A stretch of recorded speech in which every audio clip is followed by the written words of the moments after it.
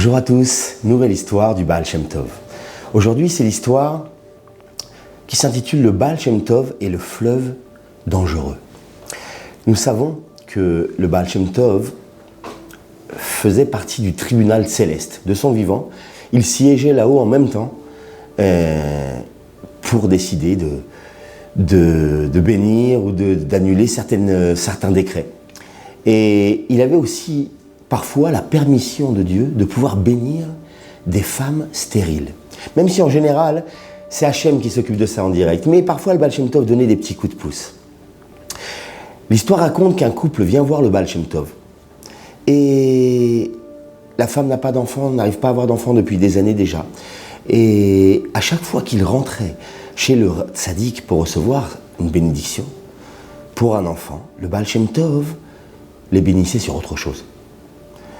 Rabbi, donne-nous une bracha pour un bébé. Et le Baal Shem Tov disait, une bonne parnassa. Une autre fois, Rabbi, nous voulons une bracha pour un bébé. Et le Rabbi disait, un bon shalom bayit.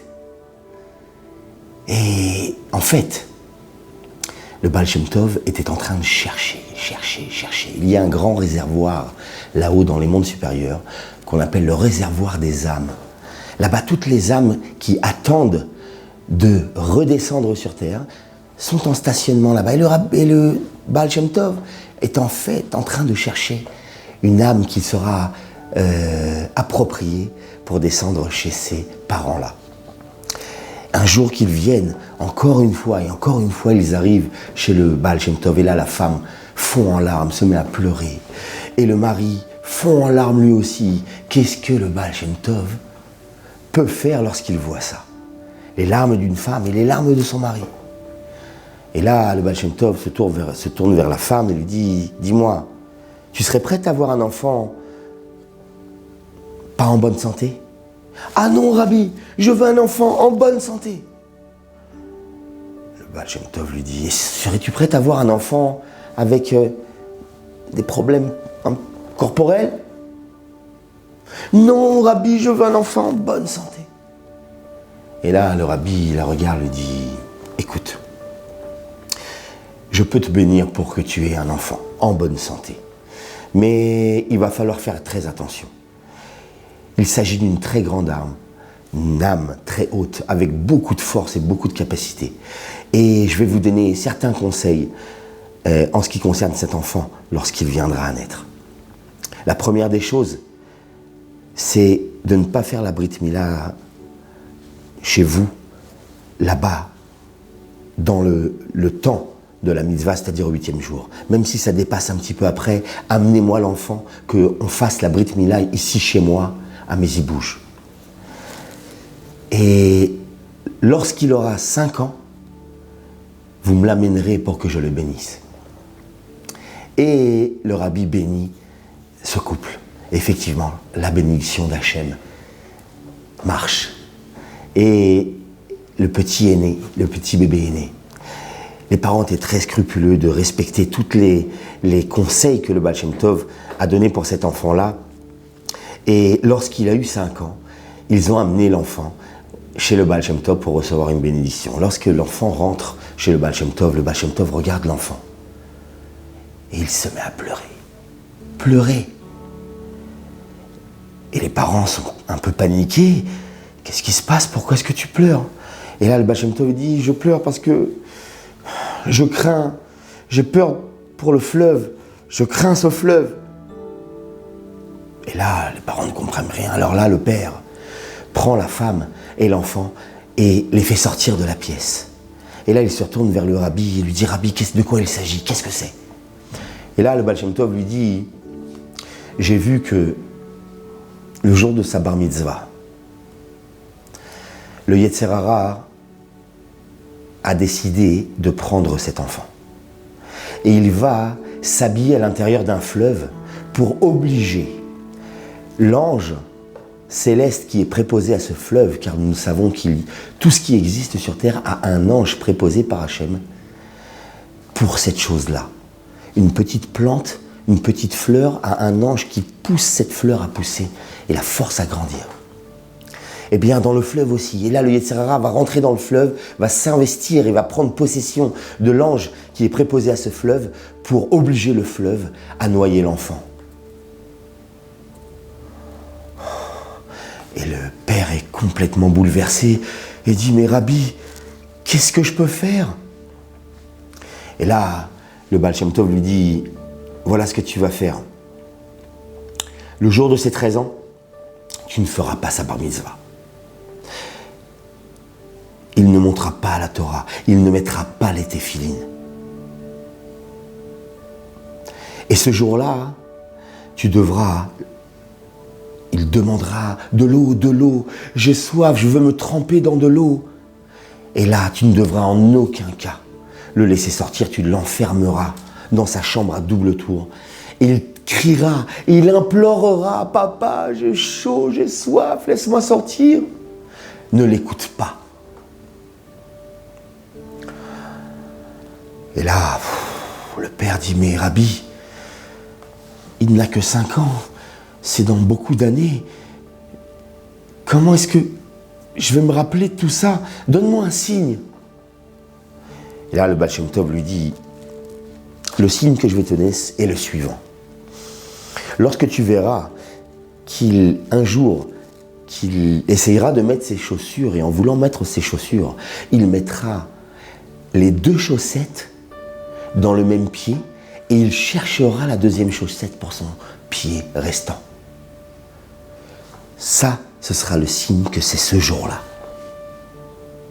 Et là, le Baal Shem Tov le bénit et lui dit « Be'atzlacha » avec une bonne réussite. Et le père sort vraiment bouleversé. Les années passent. Les années passent et le père oublie cette histoire-là. Et vous savez, à l'époque, la bar mitzvah, ce n'était pas comme aujourd'hui.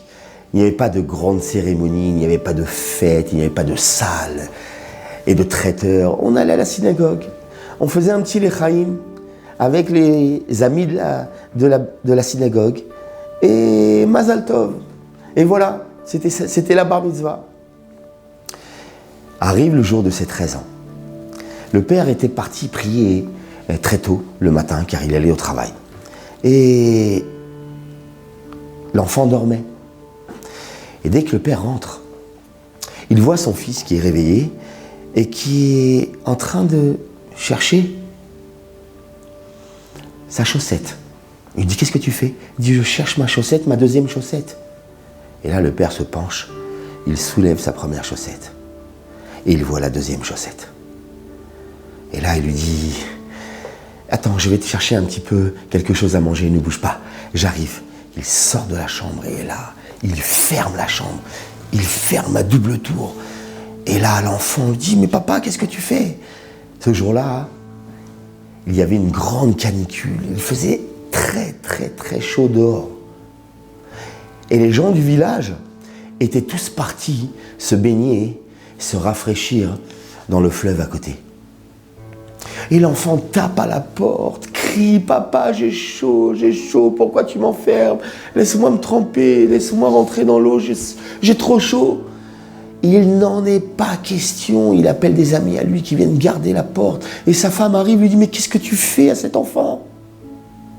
Mais laisse-le sortir. Il n'en est pas question, il ne sortira pas d'ici.